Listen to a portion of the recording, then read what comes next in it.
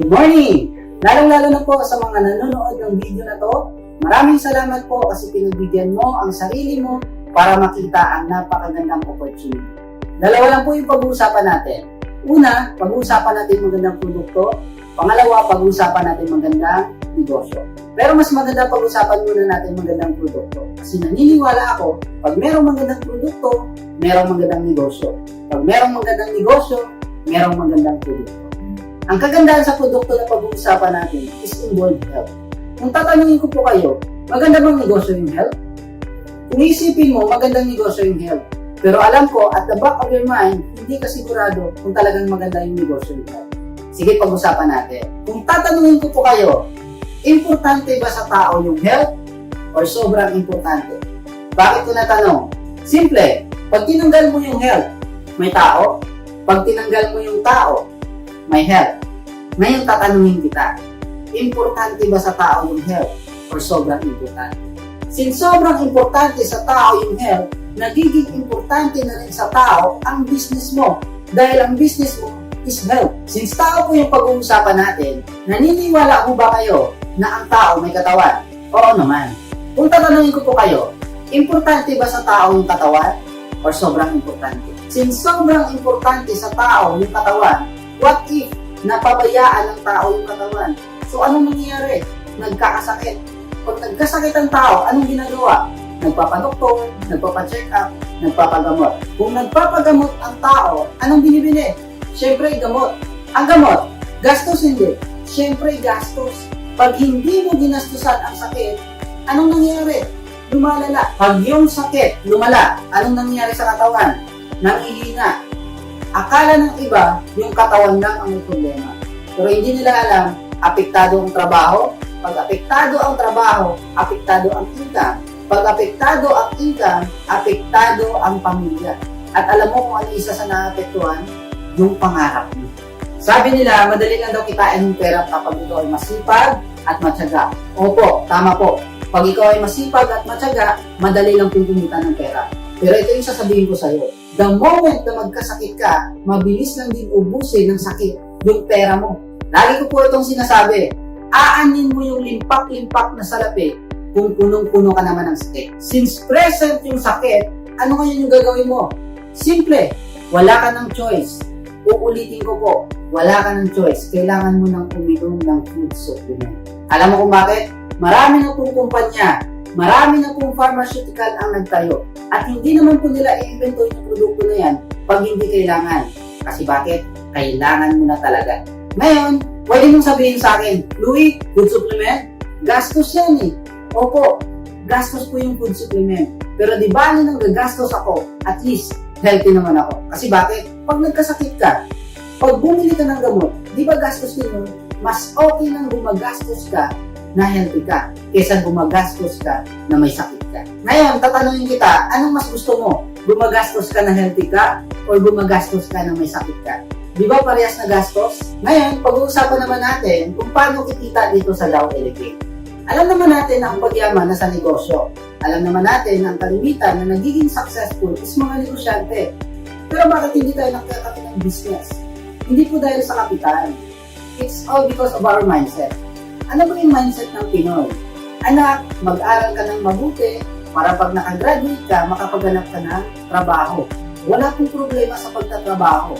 Kaso nga lang, pag nandun ka sa trabaho, you are only there to survive. Kung gusto mo ng time and financial freedom, dapat nasa business ka.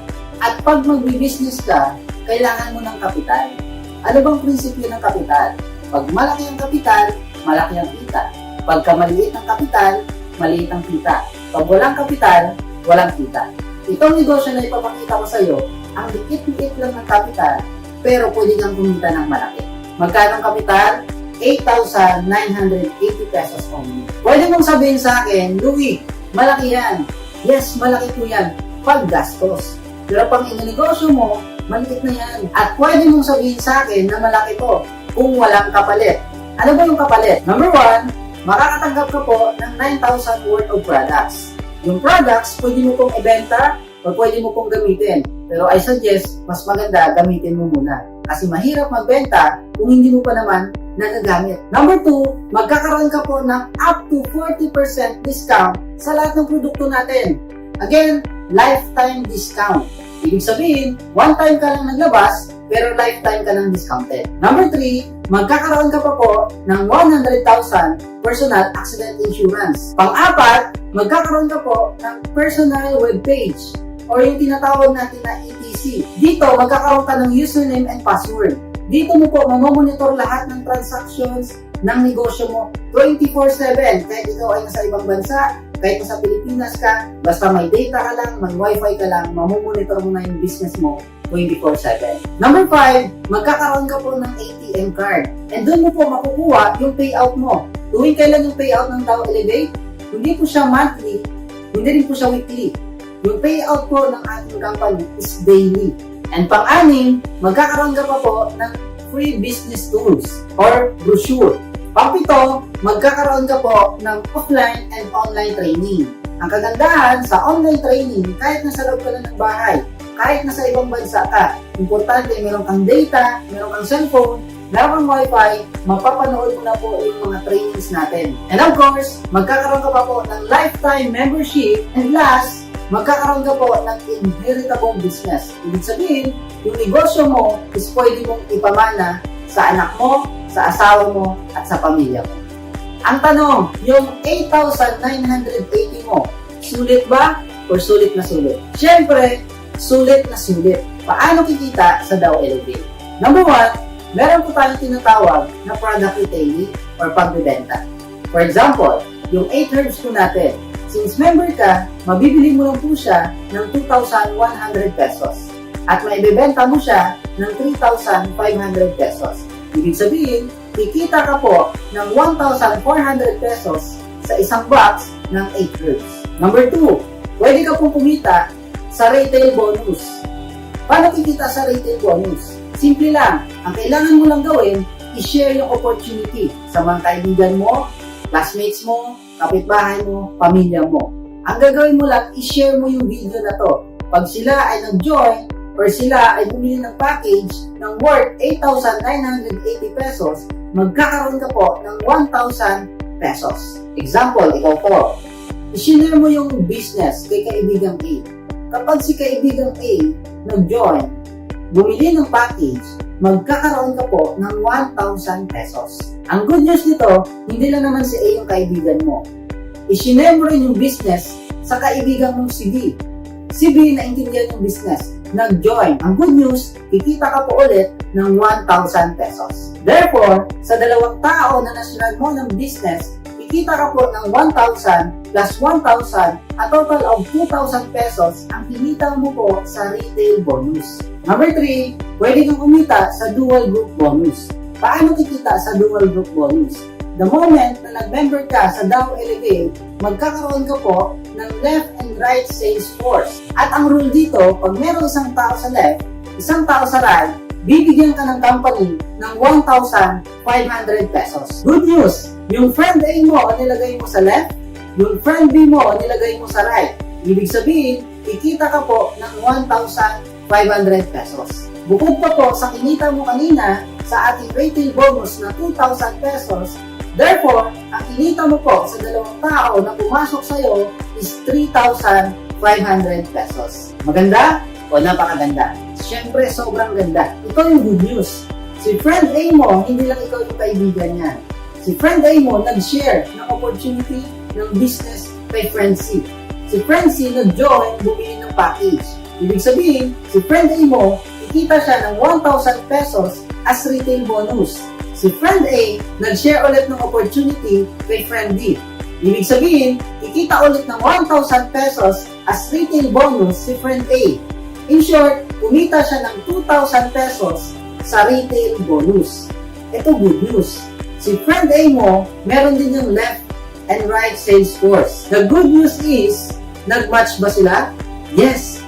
Ibig sabihin, si friend A mo, kikita po ng 1,500 pesos sa dual group bonus. Therefore, si friend A mo, kumita rin ng total of 3,500 pesos. Tanong, fair ba yung business? Siyempre, sobrang fair. Ito maganda. Si B, nag-share ng opportunity kay friend E. Si friend B, kikita po siya ng 1,000 pesos sa retail bonus. Si B, nag-share ng opportunity kay friend D. Si B ulit, kikita siya ng 1,000 pesos. And the good thing is, kikita siya ng 1,500 pesos sa dual group bonus. In short, kumita si friend B mo ng 3,500 pesos kagaya ng kinita ni friend A mo at kagaya ng kinita mo. Ang rules sa dual group bonus, every time na may pumapasok na isang tao sa left, isang tao sa right, bibigyan ka ng company ng 1,500 pesos. Whether ikaw yung nag-share ng business or hindi ikaw nag-share ng business. So total, 1,500 plus 1,500, kumita ka ng additional 3,000 pesos. Maganda o napakaganda? Siyempre, sobrang ganda. Alam mo kung bakit? Tanong, ikaw pa ba ang nag-share ng opportunity kay friend C, D, E, and F? Hindi na. Tanong, kilala mo pa ba sila? Hindi na rin. Ang tanong, kumita ka ba? Yes, kumita ka. Kaya ang ganda ng negosyo sa DAO Elevate. Ang tawag dyan is law of leverage. Ano yung law of leverage? It is the ability to multiply yourself, your time, your effort through other people. Ito po yung technique na ginagamit ng mga mayayaman, bakit lalo silang mayaman. Technique na ginagamit ng mga negosyante, bakit mas lalong lumalago yung negosyo nila. Ang tawag dyan is law of leverage. Ang good thing, dito sa DAO Elevate, pwede mo nang mai-apply ang law of leverage. Ang good news is, si C, D, E, and F, meron din kaibigan yan. Pag merong nakita yung system, isang tao sa left, isang tao sa right, bibigyan ka ng company ng 1,500, 1,500, 1,500, 1,500. Ang good news, yung DAO Elevate nag-expand na po sa iba't ibang bansa. Example, meron kang napasali sa Hong Kong. Yung Hong Kong mo, dumami ng dumami ng dumami. And then, meron kang napasali sa Saudi. Nilagay mo sa right. Dumami din po yung nasa Saudi mo. Ang good news, kahit nasa Pilipinas ka, wala kang choice. Kikita ka po ng 1,500, 1,500, 1,500, 1,500. Maganda o napakaganda? Sana na-educate kita sa marketing plan ng DAO Elevate. Pwede mong sabihin sa akin, Louie, gusto ko yan. Kaso wala akong pera. Good news, majority na naging successful dito sa DAO Elevate, nagsimula lang din sila walang pera. Meron tayong kasabihan, pag yung isang bagay, pag gusto mo, maraming paraan. Pag ayaw, maraming dahilan. The main reason bakit wala kang pera ngayon, kasi last year, wala ka rin pera. Kasi ang resulta ng ginawa mong aksyon, desisyon, noong nakaraang taon, ang resulta niyan is yung ngayon. Ibig sabihin, pag hindi mo ginawa ng paraan na makapag-start ng business, makapagsimula sa DAO Elevate, baka sa next na pagkikita natin next year, ang problema mo pa rin is yung pera. Pwede mong sabihin sa akin, Louie, gusto ko niyan, kaso mahihain ako. Alam mo ba na yung negosyong DAO Elevate is perfect para sa mga mahihain? Bakit? Ang gagawin mo lang naman is i-share yung opportunity sa mga taong hindi nahihiya, sa mga taong walang hiya. Lahat ng effort, lahat ng trabaho nila, lahat ng income nila, good news, pasok din yun sa'yo. Kaya perfect ito sa mga taong mahihain. Pwede mong sabihin sa akin, gusto ko yan, kaso tamad ako. Alam mo ba, yung DAO Elevate, perfect ito sa mga taong tamad. Kasi bakit? Ang gagawin mo lang naman, mag-share ng opportunity sa taong masipag, ilagay mo sa left, yung isang masipag, ilagay mo sa right. Good news, lahat ng sipag nila, lahat ng trabaho nila, lahat ng income nila, pasok din yun sa'yo. Gusto ko yan, kaso busy ako. Alam mo guys, wala naman taong busy. Depende na lang kung ano yung pina-priority mo. Ang tanong, busy ka saan? Busy ka ba payamanin yung sarili mo? Or busy ka ba payamanin yung boss mo? Well, kung nabibisi ka at nagbabago naman yung buhay mo, okay yan. Pero kung nabibisi ka ngayon at hindi nagbabago yung buhay mo, para sa akin, kung nabibisi ka sa negosyo ng ibang tao, di ba mas lalo tayong dapat mabisi sa sarili nating negosyo? Maraming salamat. This is Louie Aldas Jr. sending you good vibes.